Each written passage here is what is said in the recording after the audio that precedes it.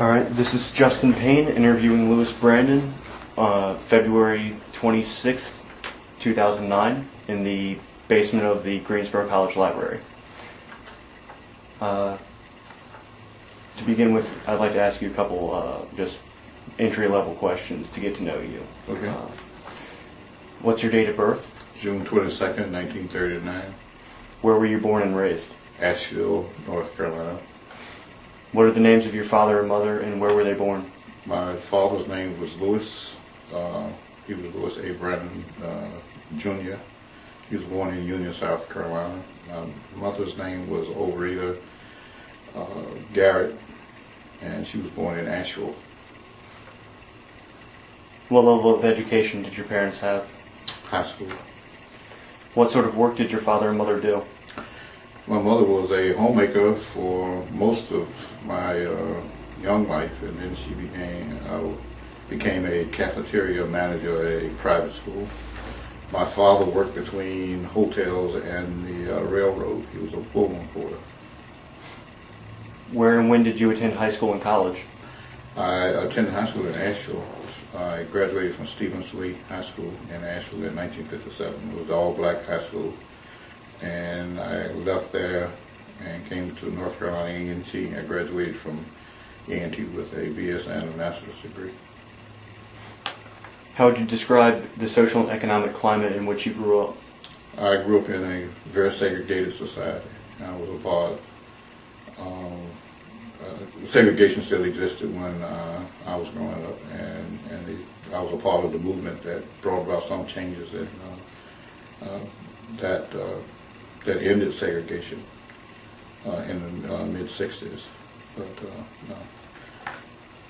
So black people, when I was growing up, were relegated to segregated areas.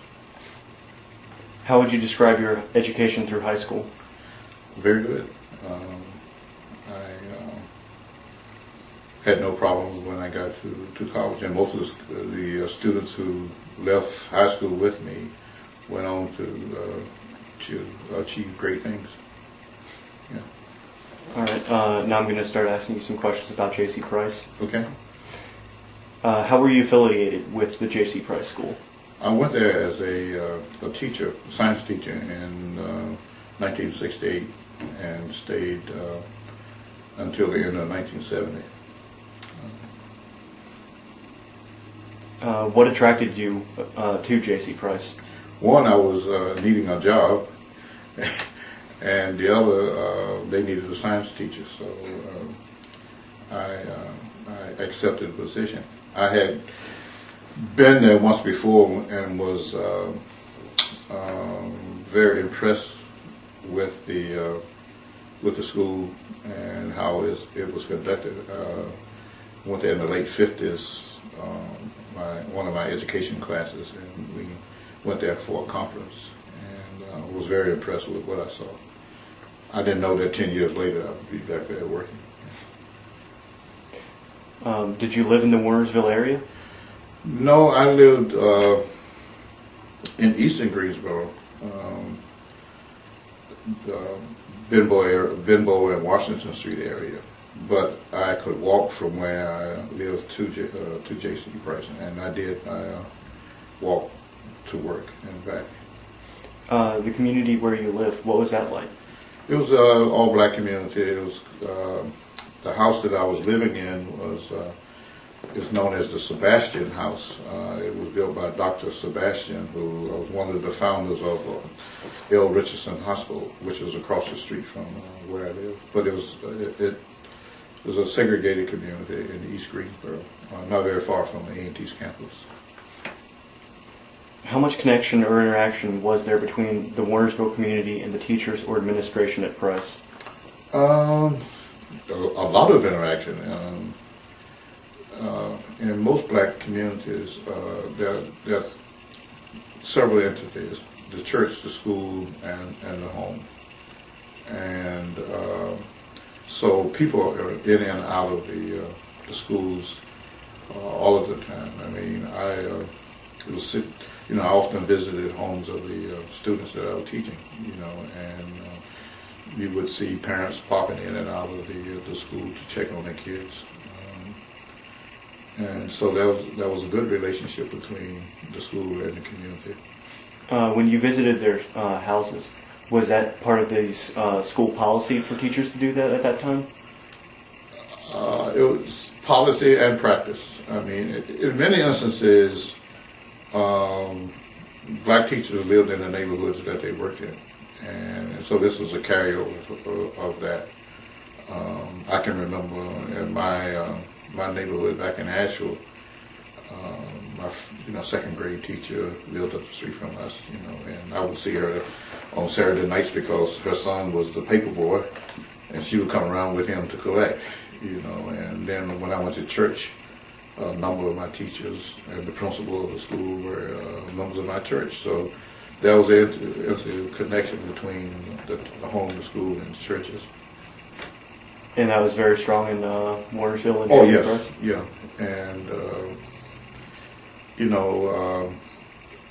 the school kind of was an extension of the home because we were able to discipline children beyond the home. Parents gave you that right, and then when the kid got home, then they got another spanking if they, not that I spank kids at school, but I mean, it's that relationship. You had a right to discipline kids and say things to kids that you probably couldn't say to them now. So you didn't actually have a paddle? No, I didn't know, but other people did. Principal primarily had paddles. Who was the principal there while you worked there? I was hired by Mr. Peeler, A.H. Peeler, who was a long-time educator and civic leader in this community, who grew up in Greensboro, whose father was the president of Bennett College. Yeah. Did he stay on as principal your whole time while teaching? Actually, he retired the end of my first year, and then Mel Swan became the principal for the rest of my tenure at J.C. Price. Right. What were some of your most fond memories of it while at J.C. Price? Well, the kids were very energetic, very smart, very inquiring, and I still carry a folder with the names of my first class there. I had a little biographical sketch of them, and incidentally, I had an opportunity to share one with a student a couple of weeks ago. I met at a place where she was working, and so I made a copy and gave it to her, so she could see what she was thinking back 40 years ago. But with the kids, they were great kids and very smart. And then my peers, my faculty, my fellow faculty members were very talented people, musicians, artists, scholars. So it was a joy to work with them. And incidentally, the few of us that remain, we still get together twice a year to celebrate our friendship. About the teachers, how would you judge the quality of education that was given at Price? Well, they probably exceeded the quality of education anywhere else. I mean, black schools, many of the teachers who were teaching had master's degrees. And even though they went to schools in the South, they attended, the universities in the North, Columbia University, New York University, Ohio State. I mean, you can just go down the line, and this is where they got their secondary, their graduate degrees was from these institutions. So, and they were constantly going to school because, when I was growing up, the saying was that there are three things you can be. You can be a doctor, a lawyer, or a preacher. And the fourth would be a school teacher. So, and many people who started out looking at other professions ended up being teachers. I started out as a pre-med student, but ended up teaching, because getting into med school for a lot of us was very limited. You know. So and Price was unique. Mr. Peeler was a innovator and a visionary. He was one of the first people who used audiovisual aids to a large degree in schools, and he went all over the country training people in the use of audiovisual aids. He had a dark room at the school. The school had its own radio station. Kodak and RCA Victor gave the school equipment back in the 40s when, and the only school in North Carolina to receive something was J.C. Price from these companies. You know, so Price was a very outstanding school. Would you say it was a forerunner and or one of the best schools in the area, at least in the area, if not the state, for education? Yeah, it was. Yeah, bar none. Despite the limitations put on it by segregation? Yeah, bar none. It was a top-notch school. And you look at some of their graduates, some of the graduates of Price. These are people who have accomplished great things. Yeah. Do you know? I mean, this is an awkward question to ask because I know a lot of the other people I've interviewed, don't know the answer to this, and it's a little bit odd to expect you to know the answer to this. But do you know how the education at Price actually compared to white schools in the area?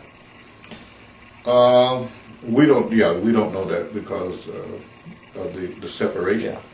But I mean, when you look at the students and the mark that they left, many of them ended up becoming professionals. You know, one of my students, that first class I had, is a physician in Stone Mountain, Georgia. The other students are school teachers, business people, you know, lawyers. One of the A&T4 who started the sit-in movement came from J.C. Price. Ezel Blair? Ezel Blair. So, and then, I know his name would escape, Blackwell, who was a part of the Carter administration as an undersecretary. So, I mean, you know, you can go back and trace and find people all over the place. Arthur Prysock, who became an international jazz singer, went to school there. And his brother, Red Prysock, a musician. So students did quite well. Did you have much interaction with fellow white teachers in Greensboro or the district administration? Well, the only white teachers I had contact with was we got 3 teachers at Price in 68, 69. And that was my only contact with white teachers because we still basically segregated. Do you remember any of the extracurricular activities at Price? Oh yeah, there was always something going on. I mean, the baseball games, the football games, the basketball games, the dances, the programs in the auditorium. You know, skits, dancing, the dance team, the cheerleaders. Yeah, I mean all of that. Do you remember any academic? At the band, huh? Do you remember any academic clubs? There was something like a junior crown and scepter club, junior honor class. There was a science club, photography club. Yeah. How do these extracurricular activities and academic contests contribute to your students' education? Well, they were an addendum to that. You know, it was a way for kids to take the theory and apply it. You know, you talk about music, and they were taking band classes, but then they could go out and perform, and they could, they had a marching band, a very good marching band. So there was opportunities for them to showcase their works, and and in your science classes, if you engage in a particular topic, you could do posters and science projects and things of that nature, which would help buttress what you had learned in the classroom. Yeah. What are your memories or impressions of Principal Peeler? Well, let me put it this way. I had a reputation of being somewhat of a radical in this community, and I've been engaged in all of the social change movements in Greensboro. And he kind of went out on a limb when he hired me, because I was having difficulties getting employment in other places. So I used to tell him that if these people are mad with me, I say, "You the one who is to blame for this, because you the one who gave me a job so that I could stay in Greensboro." Yeah, but we had a very good relationship, and we often talked. He would, I always would get these notes and things that he saw he thought I might be interested in, and he'd drop it in the mail and send it to me. But we, from day one, I started working with him. We used to have what we call an OEO. It was the federal program in Greensboro, and I was on the board, and a part of that was the Head Start program, and he was on the Head Start board. So I met him doing that, and later became one of his teachers. But he was a great person. He was very conscious of what was going on in the community, and very active in trying to create equity in the community. He was a very good photographer, and his pictorial history of Greensboro is tremendous. And I think much of it is in the Historic Museum now. But, do you remember what sorts of disciplinary standards and expectations he had for students and teachers? They're very high. He wasn't one of those people who looked in on you all the time as your teachers. And he wasn't standing over you, but you knew what his expectations. He developed a booklet that he gave to us called First Pages.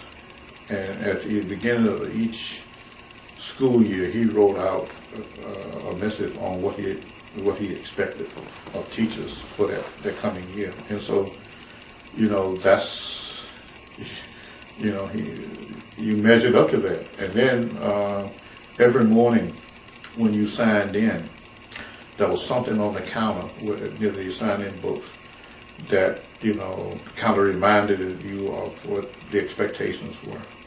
And that's how he conveyed what he wanted from his teachers. And he could be a very stern disciplinarian when it came to students. I understand that he used the paddle some, but he used other means of persuasion and taking kids out and showing them kinds of things that they could do. What some of the alternatives to what it was that they were doing. But no, he ran a tight ship, but he was very easygoing, mild-mannered person. You said you taught when Mr. Peeler retired. How did the students react to that, to his announcement of his retirement?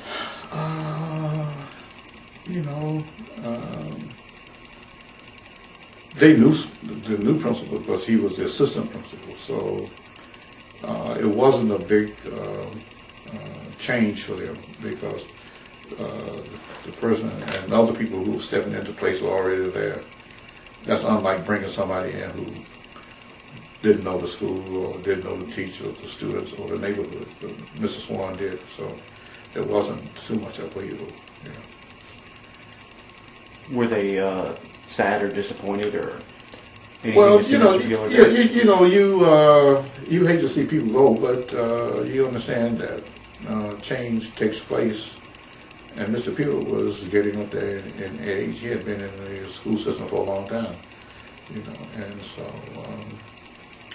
the faculty had a big retirement ceremony for him and his family, and but we all knew Mel Swan, so that helped. Yeah. Did you teach at another school after Price? No,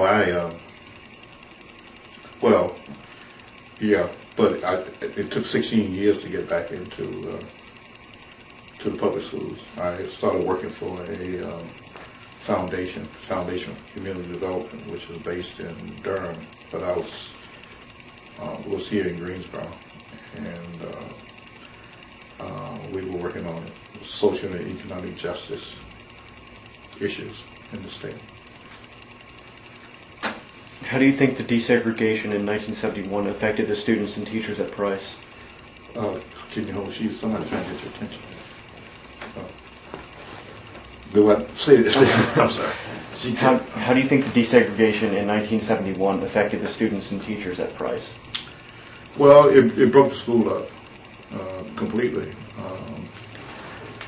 because many of the people who had been there for years were moved to other places, so that the cohesiveness that existed in that community, and particularly in the school, dissipated. And the other thing was the school became not a junior high school anymore; it became a elementary school.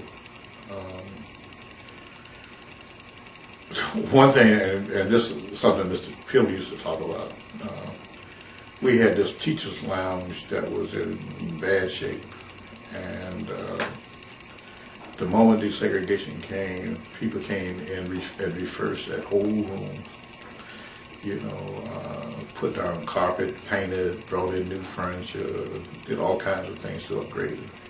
But that never occurred during the time he was there. He was always asking for stuff, you know.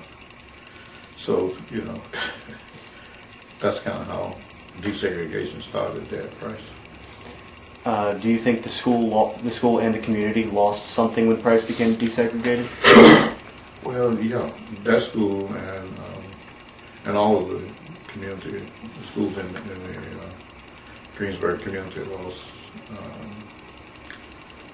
Because now you got people who are no longer connected to the community working in those communities. And so they come in at 8 o'clock and then 4 o'clock they're gone. And there's no bridge building, no continuity in what is going on in the community. The community is now is no longer those three things: the school, the home, and the church. It's just these splendid groups. Do you have any specific memories involving the closing of the Price School? No, because I was not involved. I mean, I was around, but I wasn't close to that. Because again, it was an elementary school, and so I wasn't really connected. I still had ties with people, some of the families in the community, but not with the school. Is there anything else you would like to add about your time at J.C. Price? I think at that point in my life, that was one of the best experiences that I've had, and the relationships that I built there, not only with the teachers but with the families, you know, was great, and it's still an ongoing thing. I have relationships that I've made there that I still engaged in. I mean, a number of the students that I still interact with on a regular basis. One of the things I've tried to do is get them to stop calling me Mr. Brandon and just call me Lewis, or call me Brandon, as people do. But they, we don't want to do that. But I still have strong ties with some of my students. Yeah. That's about the end of my questions about J.C. Price. Okay. I'd like to ask you some questions about the civil rights movement you were involved with. Okay. How were you involved in the civil rights movement in Greensboro? Well, my engagement started in 1960 with the February 1 movement. My roommate had seen it on television and suggested that we go down. So the second day, we both went down, and from that, I became a part of the Student Executive Committee for Justice, which was the group that kind of oversaw the demonstrations from that point on. And then, excuse me, it was the group that recruited the Dudley students when school closed in May of 1960. So I was very much a part of that, and then was instrumental in helping organize subsequent demonstrations in Greensboro. When people talk about the civil rights movement in Greensboro, particularly the sit-ins and things, we're talking about three different distinct movements. There's the February 1 movement, which desegregated Crest and Woolworth, Myers Department Store, and Walgreens facilities in 1960. But they were the four facilities that desegregated. Everything else was left segregated. So in February of '61, we began demonstrations at movie theaters in Greensboro. And that lasted until students left go home for the spring. It didn't have the same kind of momentum that the first sit-in had.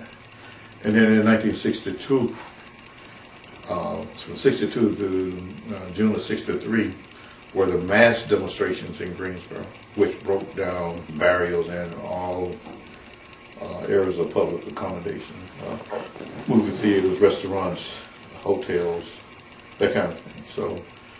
So I was involved in all of those from the early '60s on through '63, but still continued after that in other things. Yeah. What particular events or protests did you participate in? All of them, the planning of them, the actual demonstrations, and in some cases getting arrested, but mostly, with the February 1, I served on the Student Executive Committee for Justice. In the '62-'63 demonstration, I was the first vice chairman of CORE, the Congress of Racial Equality, which was managing those demonstrations. And then with the movie theaters in 1961, I was one of 5 people who initiated that drive. Yeah. What exactly happened at these protests? Well,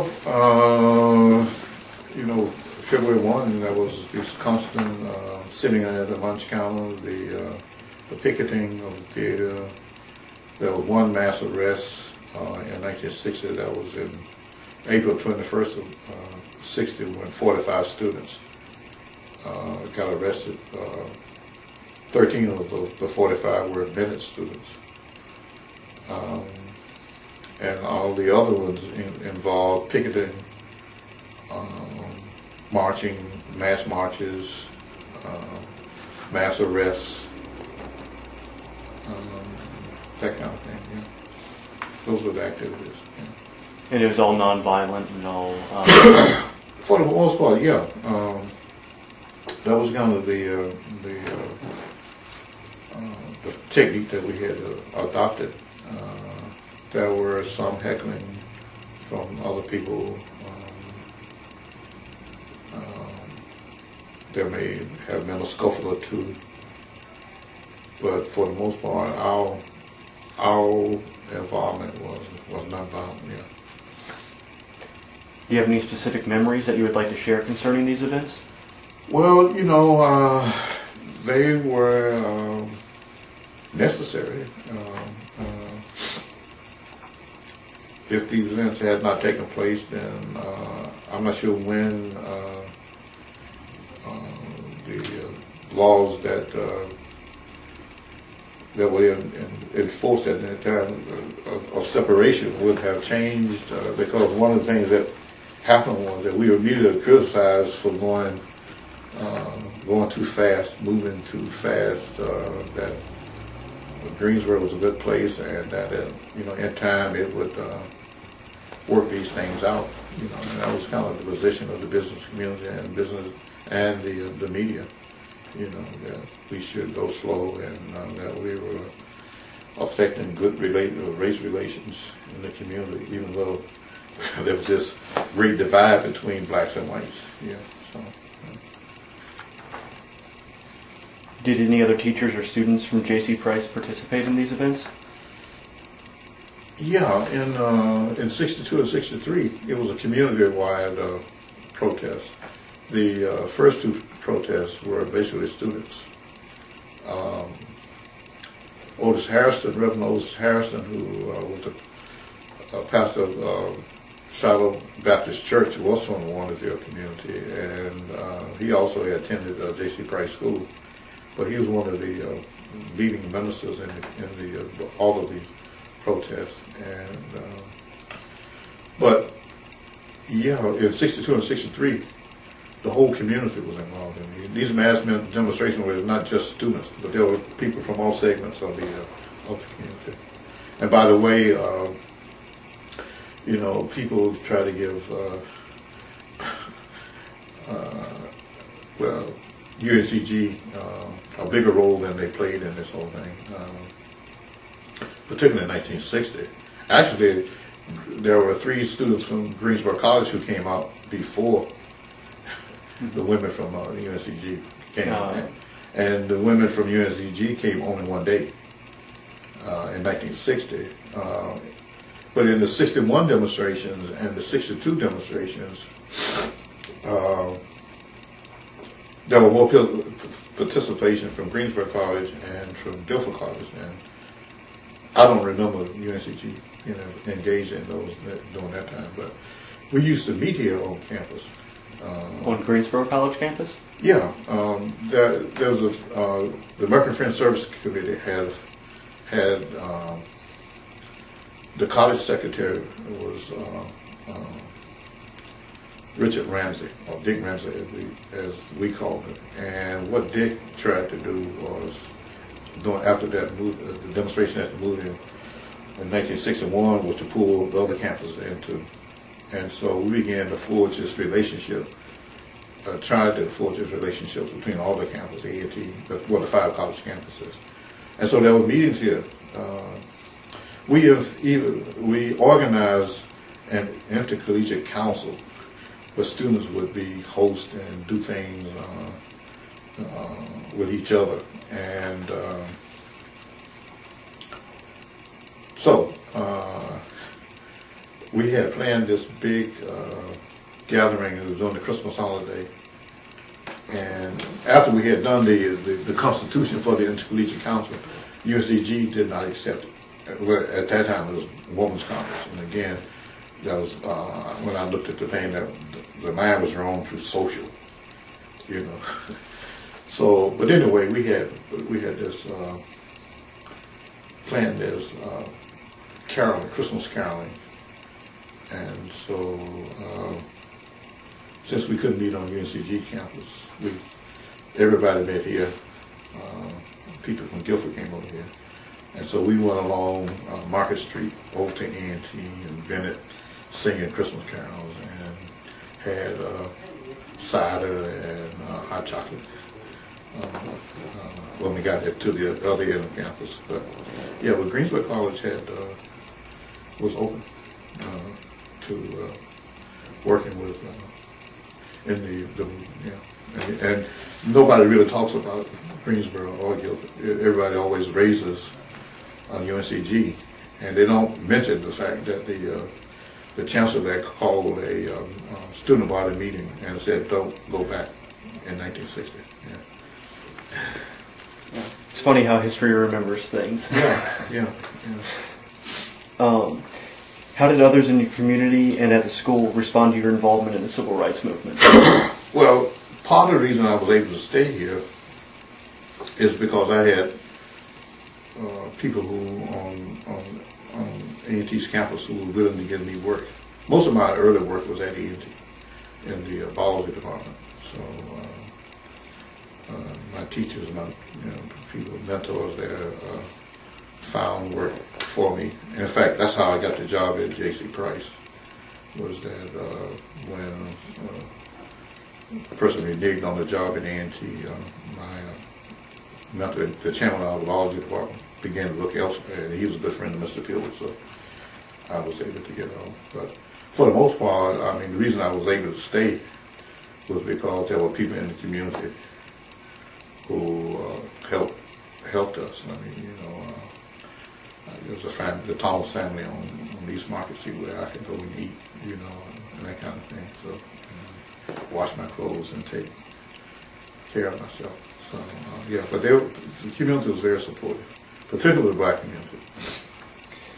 In retrospect, how successful was the civil rights movement in Greensboro? Well, let me put it this way, and this is how I explained it to some students at A&T the other night. Because that's one of the questions you always get is about progress being made. And we were at the Carolina Theater. They were getting ready to put on the performance bullet holes in the walls at the Carolina Theater, and it's a performance that looks at 1960, 1969, and 1979. It's dance, music, and drama. And so we were sitting on the stage, and I said, you know, if we backtrack to 1960, we wouldn't be here on this stage. If we were in this facility, we would be, and I pointed to the area in the balcony where we would be sitting, and the door where they would have to enter, you know. And then I said to them, subsequently to that, was that today, when we came into this building, we came into the front door, and we will be sitting downstairs, and we're now in this room where we are having a reception. So that I guess that sort of highlights where we are with this whole thing. I mean, there are things that, and then I went on to say to them that even though that is occurring and it has occurred, that we still have all these social ills and equities that still exist in the community that we have to work on. So, yeah, there's been a lot of change, you know, in the way things are done, but there's still problems, you know. We got homelessness, we got healthcare issues, we got people not working, you know, unemployed, people not able to take care of families. So, you know, those are the issues that we got to deal with. We got an issue with our police department, which is very corrupt. And it was the same way when we were doing this in the 60s. I mean, a lot of the major fights that we had was against the police department in Greensboro. Is there anything else you would like to add concerning the civil rights movement in Greensboro?